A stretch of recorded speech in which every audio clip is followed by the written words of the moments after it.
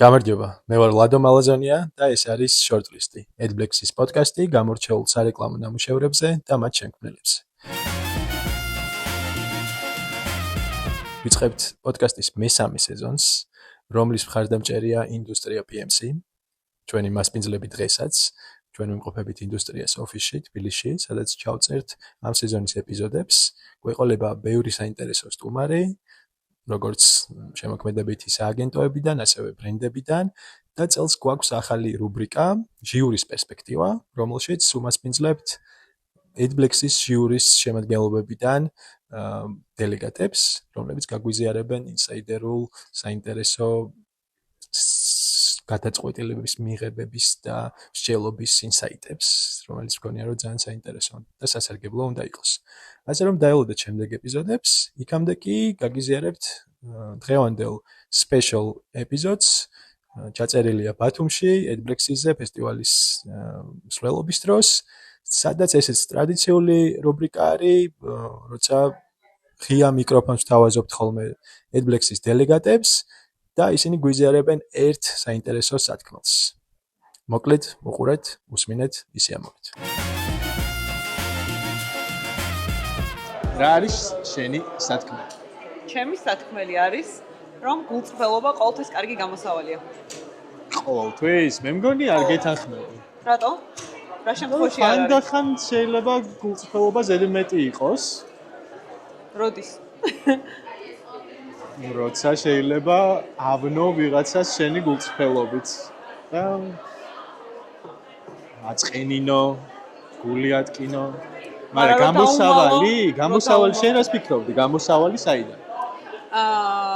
მე უფრო შემოქმედებით ამბავში ვიგულისხმე. აი მაგალითად, როცა ხანდახან წამიღებს ხოლმე ფიქრი, რომ ეს როგორ გავაკეთო რაღაცა, მაგ დროს ვიხსენებ, რომ გულწრფელი უნდა ვიყო და უფრო მიმარტივდება ამოცანები.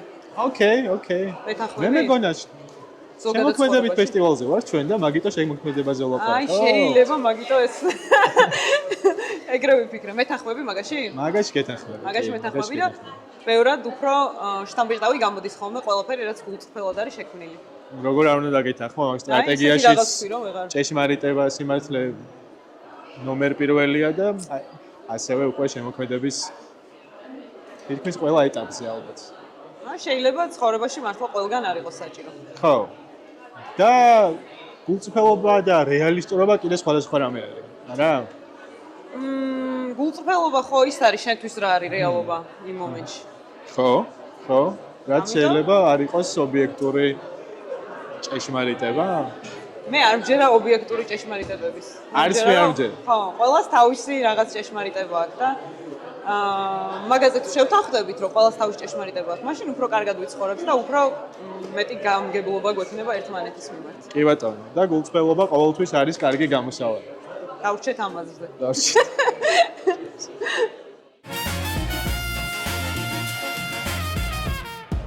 რა არის შენი სათქმელი? ჩემი სათქმელი არის ეგეთი, რადგან AdBlacks-ზე ვარ, ინდუსტრიასთან ახლოს სათქმელს ვიტყვი. ინდუსტრიის ზონაში ვარ. რა თქმა უნდა, ინდუსტრიის ზონაში ვარ. რომ პროდუქტი ან სერვისი, რომელსაც რეკლამა არ ჭირდება, არის ცუდი პროდუქტი და ცუდი სერვისი. აბსოლუტურად გეთანხმები. ყველაფერს ჭირდება რეკლამა. ყველაფერს ჭირდება რეკლამა, კი.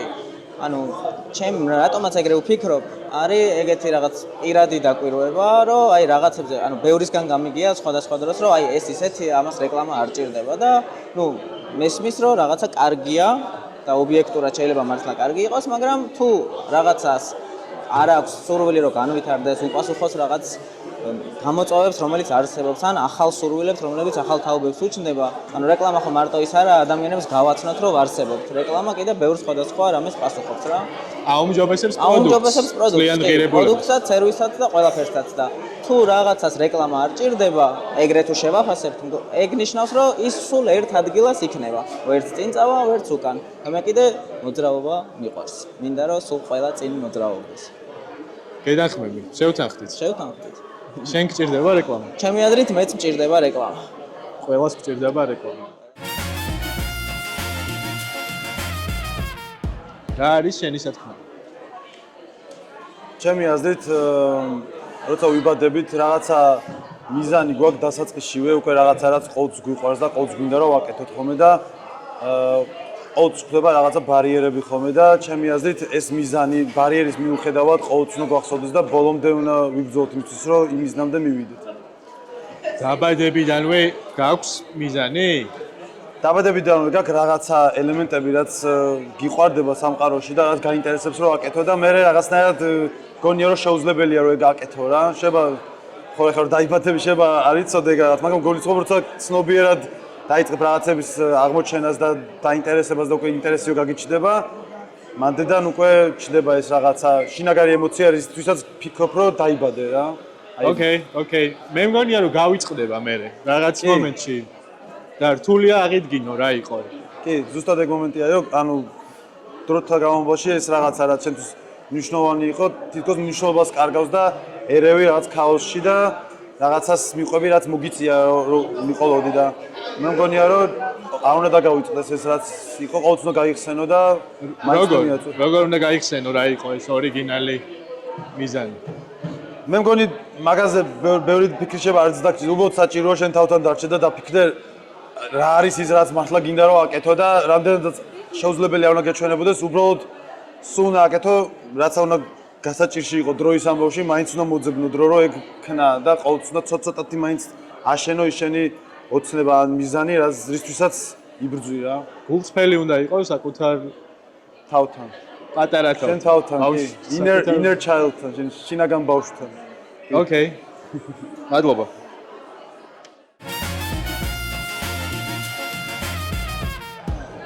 რა არის შენი სათქმელი? ჩემი სათქმელი არის აი ზოგადად ბოლო დროს კრეატიულ წინააღმდეგობა ძალიან ხშირად ხდება ხოლმე ხუში, განსაკუთრებით მას შეეძლოს გეოპოლიტიკური რაღაც პრობლემები განწყალდა ჩვენს მეზობელ რეგიონებში და ასე შემდეგ.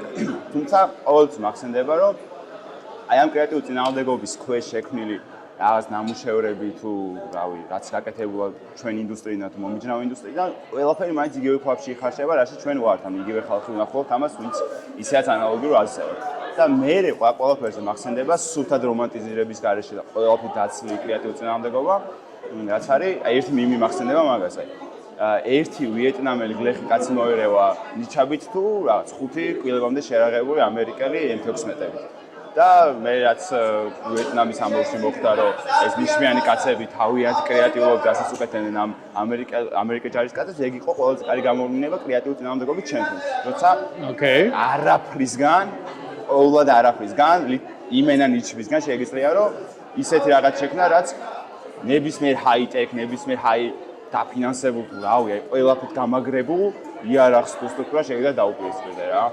და მაგისი დღევანდელი თარგმანი, რაც დღეს ჩემთვის არის კრეატიული ნიჩაბი დღეს. კრეატიული ნიჩაბი, კი არა, აი კრეატიული წინააღმდეგობა ჩემთვის დღესაც ითარგმნება არა ისტორიულად არის პალესტინელი ხალხის წინააღმდეგობა და ხო აი გავს რაღაცაში ითარგმნება ჩემს კრეატიული წინააღმდეგობა, როცა არაფრისგან, ნოლისგან შეგიძლია ისეთი კედელი შექმნა, რომელსაც ანუ ნებისმიერ რაღაცას შეუძლია გამკლავება რა.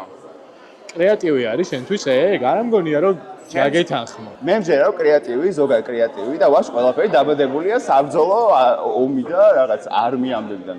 შესაბამისად ანუ შენც ეგ არის რა, მაგის გამოვლენა. და აი ეს ნაშრომები რაღაცა მესმის. აჰა. აი რა ეგ შედეგს აკეთებს რეალურად, დადის აკეთებს რამეს და მაგის ცოტა რეალურ ცხოვრებაში გადმოთარგმნა, რაც მე მართლა ხელშესახები ხდება. ჩემს ეგ არის რომ არაფრისგან შეგიძლია ისეთი zero budget პროექტები. ეგ არის კრეატიული. რომელიც მიწვდება უფრო მეტ ადამიანს და შეცვლის უფრო მეტი ადამიანის კი, ან მოკლავს იმ ადამიანს. ეს არ ვიცი შეიძლება გაუშვათ თუ არა. ნებისმიერ სივრცეში შენთვისვე მე ცუდი იქნება. მე არ მაქვს ამას პრობლემა. არ გაქვს პრობლემა. არა. ოკეი, მაშინ კრეატიული თავდაცვა და თავდასხმა. კი, აუცილებლად. იმიტომ თუ კრეატივი არ გაქვს და არაფერი არ გაქვს, კრეატივის იმედად ხარ. მაგაში გეთანხმები. სხვა ჟანრში შეიძლება სხვა სახელი ქვია მაგ კრეატივს, მაგრამ ჩვენთან რო პარალელი გავაყოლოთ, ეგ არის რა. ჩემი აზრით. მოდი, იცი რაში დაგეთანხმები? ჩვენ როგორც ქვეყანას დღეს, არა მარტო დღეს, ყოველთვის გვჭირდება და დღეს განსაკუთრებით გვჭირდება შემოქმედებითი გზები, რომლითაც თავს დავიცავთ ძალიან ძლიერი, აგრესიული მეზობლისგან და არა მარტო მეზობლისგან ძალიან ძლიერი და ავტოკრატიული თუ დიქტატორული მართლობისგან, რომელიც შეგნით გვაქვს. კი, რაღაცა ახალი ჰაკი გაქვს მოსაფიქრებელი, რომელთაც მაყურებელს გაუმკლავდები. კრეატივი არის ალბათ. ოკეი. თან ეგ სიტყვა ხო? რაცა უნდა ამ ინდუსტრიის წევრები ვიყოთ, ჩვენს გვეხამუშება რა. ხო. კრეატივი. ყველაფერს კრეატივი ქვია. ნაღდი კრეატივი ის არის, რომელიც აი მართლა იმას აკეთებს, რაც ეხა თქვი მაგალითად. ჩვენ მდგომარეობაში მე მგონი სხვა გამოსავალი ვერ გვაქვს. არ გვაქვს. არ გვაქვს.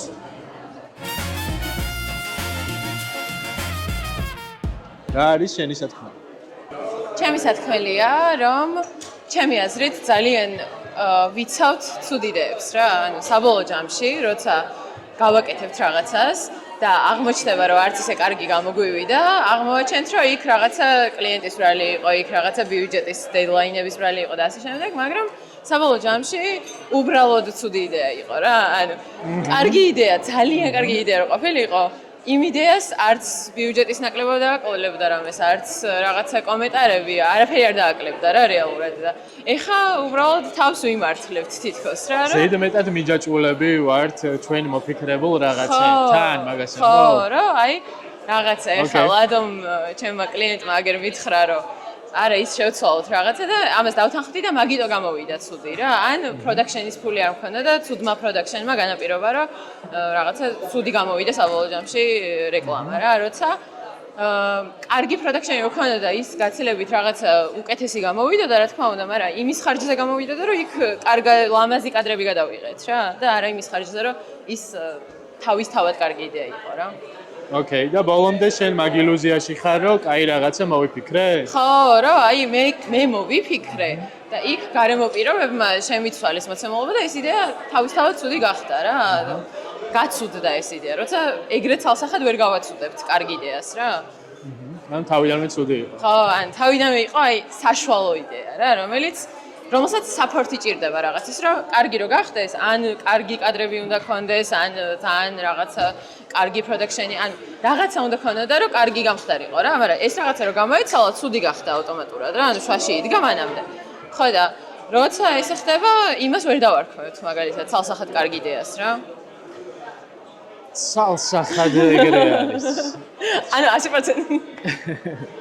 ხო, არა, შეიძლება საკმაოდ ცუდი სათქმელი იყო და შენ მაინც ბოლომდე გეგონოს, რომ კარგი სათქმელი არის, იმიტომ რომ შენ მოიფიქრე. ხო, კი, შეიძლება რომ შეიძლება რაღაცამ შეგვიშალა ხელი და სხვა შემთხვევაში მეც უფრო მაყვებოდი და ვერ გავიგებთ.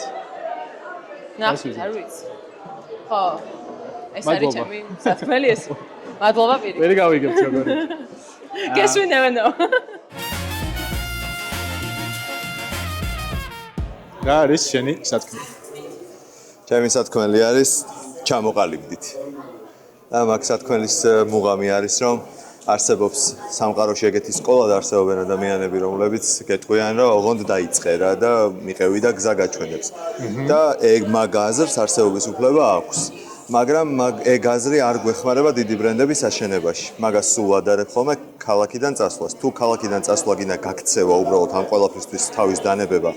კარგია და მშვენიერია რომ წახვიდე და სად მიდიხარ კაცმა არ იცოდეს, მაგრამ საბოლოო დანიშნულება თუ კარგად არიცი, ზუსტად ისე ვერ მოემზადები როგორც გინდა რომ დაისვენო, ზუსტად ისე ვერ დაისვენებ როგორც გინდა დაისვენო და ასე შემდეგ. ბრენდებს ქმნიან დანიშნულების მცოდნე ადამიანები, სად მიდიან ეგროიციან ეგ ადამიანები და არა რაღაციდან გაქცეული ადამიანები რა, თუმცა გაქცევაში შეიძლება მერე დანიშნულება იპოვო, მაგრამ მხოლოდ გაქცევით მაგას ვერ ეძახ. ჩემი სათქმელი ეგაა, რომ თუ არ ჩამოყალიბდი, თუ ზუსტად არ იცი სად მიდიხარ, თუ არ იცი როგორი წარმოგიდგენია სამყარო, მას შემდეგ რაც შენ შემოყვალ ამ სამყაროში შენი ბრენდით, მაშინ დიდ ბრენდს ვერ ააშენებ. ბიზნესს დაიწყებ, მაგრამ დიდ ბრენდად ვერ გადააქცევ. არ შემიძლია რომ არ დაგეთანხმო. ჩამოყალიბების ხელის ჩარტყვა მაგაში. აუცილებლად. ჩამოყალიბება ძალიან მნიშვნელოვანია ბრენდის სტრატეგიაში. მოდი გამიხილოთ ჩამოყალიბების გარეშე რეები მოსულა. რეები, ცხოვრებაში. ყველაფერზე ხო არ ვცელდება. გართობა ჩამოყალიბების ჩამოუყალიბებელი გართობა ბოდიალი ბარებში. მე ბარების კაცი ვარ, ბარებში მოსულა. დასასვენებლად წასვლაც მოსულა, ოღონდ აი არ ვიცი, ოღონდ ეს ქალაქი მომაშორა და ეგრე მოსულა. კიდე რა მოსულა? საბოლოოდ ეს ჩამოყალიბება ხო მიზნის არჩევაა რა, რაღაცა ერთი დანიშნულების არჩევა არის მისასვლელის და სადაც ეგ არ გჭირდება ყველაფერი მოსულა, მაგრამ ბევრი რამე ეგეთი რაღაც არ მახსენდება მე მგონი რა. შეიძლება ტვინის მოწყობა და შენ რა გახსენდება? იცი რა, მე მგონი აი ხო მიზანი რო თქვი, თუ შენ რაღაცნაირად ვმიზნებ წარმატების მიღწევას, რაც ბიზნეს და ბრენდების კონტექსტში ყოველთვის არის ეგ. მაშინ მნიშვნელოვანია ჩემო. თუ არ გაქვს ეგ ამოცანა რომ რაღაც წარმატებას რაღაც რაც არ უნდა მოხდეს მისაღები რო არის, მაშინ მოსულა ხო, ზუსტად რა და აი დიდი ბრენდები ვინც გვახსენდება, ეგ არ აუშენებიათ ევასონანზე, რავი რაც არ უნდა მოხდეს, რა დაუწყებ და რაც არ უნდა მოხდეს, იმათ ააშენეს ისე რომ თქვეს რომ ეს პრობლემა უნდა შევცვალო ამ სამყაროში რა. და თუ იცი რა პრობლემას ცვლი, უკვე იცი დანიშნულება, საითაც მიდიხარ, ანუ მიზანი უკვე გააქვს რა რაღაც კონკრეტული შეცვლა. ხო და ეგ არის უბრალოდ ციგნიც მაღაზია არის რა, რომ თუ ეგ გინდა, მაშინ ჩამოყალიბდი. თუ რასაც შენ ამბობ, ეგ გინდა რომ აი, კაი ის არის, რა წარმატება გინდა, მე ვეძახე ხადაღა შედეგს, მაგრამ თუ შედეგს არ ელოდები და ოღონდ არსებული სტატუს quo შეცვალო რაღაცა და გამოცვალო. მაშინ ხო რადგან ჩამოყალიბება, რა ვიცი, არ არის პრობლემა, ახალზე გადახვალ, მე ახალზე, მაგრამ ბრენდის შენებას ხო იცი, თანმიმდევრულობა თუ არ აქვს რთულია მე რაღაც მიაღწიო რა, ანუ ვერც გაზომა მიაღწიე თუ არა, თუ არ იცი რა. თუმცა შეიძლება საინტერესო იყოს ეგეთ ბრენდი, თავგადასავლებში მყოფი ბრენდი, რომელიც ძალიან სპონტანური და ბიპოლარული არის. არა, ვიტყუები, ეგეთი ბრენდი არის ძალიან ბევრი ყველა საქართველოში. საერთოდ ყველა ეგეთია და ამიტომ ჩამოყალიბდით. ჩამოყალიბდით მოსულ. რა არის შენი სათქმელი? მე როგორც AI content studios წარმომადგენელი, მაინც AI-ს შევეხები და ვიტყოდი, რომ ჩვენ ინდუსტრიაში ყველაფერი ძალიან მალე და სწრაფად იცვლება და ყოველს გვახსოვს ის journey, რომ 4 წუთიანი ვიდეოებიდან და დიდი მასტერ ვიდეოებიდან ყველაფერი შეიკუმშა და გონია, რომ ეხლა ის დრო დადგა, რომ quantity over quality არ არის, მაგრამ quantity ძალიან მნიშვნელოვანი გახდა, ადრე მხოლოდ quality იყო. ეხლა output-ი ისე უნდა გაზარდო, რომ სხვების მილიონ output-ში არ ჩაიძირო და გონია, რომ ზუსტად AI-ით შეგვიძლია ეგ გავაკეთოთ, არც quality არ დავკარგოთ, არც quantity და მოკლედ გონია, რომ მთელი ინდუსტრია ეხლა დიდი რევოლუცია ხდება, რომ ამ ყველაფერზე ავდაპტირდეთ. ვიღაც წინააღმდეგია, ვიღაც უბრალოდ curious არის, ვიღაცას რაღაც აი ექსპერიმენტის დონეზე დაინტერესებს, მაგრამ გონია, რომ ძალიან მალე რაღაც საინტერესო რაღაცები მოხდება და მთელი აი landscape-ი შეიცვლება და ჩვენ მზად ვართ მაგ ყველაფერთვის და მე ძალიან მაინტერესებს როგორ წავა აი ყველაფერი და აი კარგ ახალ არკაში შევდივართ მოკლედ და let's see. მე არ შემიძლია რომ არ დაგეთანხმო მაგ ცვლილებების მასშტაბზე, მაგრამ მზად ვარ ჩვენ? აი კითხვა, მთავარია აი როგორ მიუდგებით რა, ჩვენ ძალიან არ გვინდა რომ human touch-ი დავკარგოთ.